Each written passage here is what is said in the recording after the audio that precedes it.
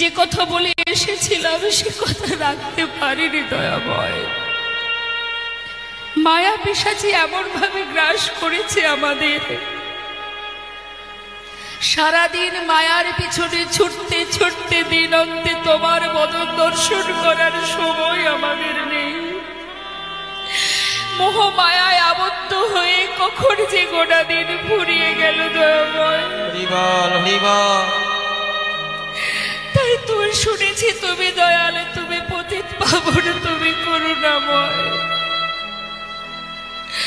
কৃপা করে নিজ গুণে তোমার চরণ তলে আমায় তুমি জায়গা দিও দয়াময়, আর কিছু চাই না।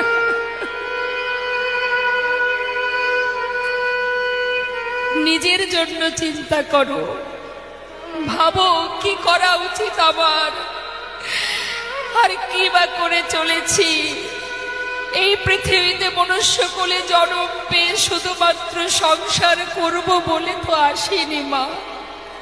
ভগবানের কাছে তো বলিনি দয়াময় মানব জন্ম দাও যেন পৃথিবীতে গিয়ে সংসার করতে পারি।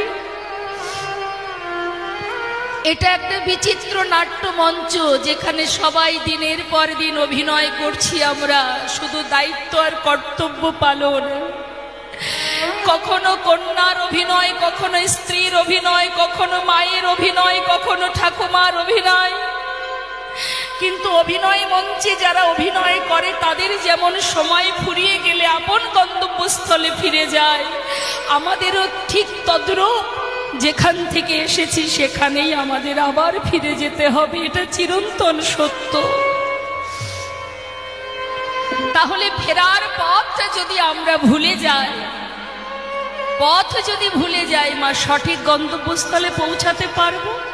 তুমি আমি জানি আমার ঠিকানা কোথায়, এই মর্তধামের ঠিকানাটা আমরা জানি, কিন্তু এটা তো দুদিনের ঠিকানা, চাকরি সূত্রে আসা, এখানে চাকরি করার জন্য আমাদের আসা।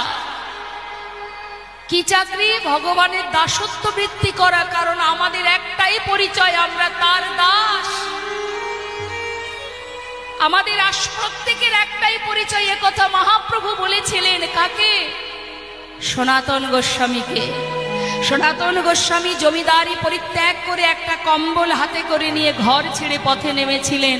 তার মনের মধ্যে একটা প্রশ্ন জেগেছিল যে জগতে সবই যদি আমার হবে তাহলে আমি কার?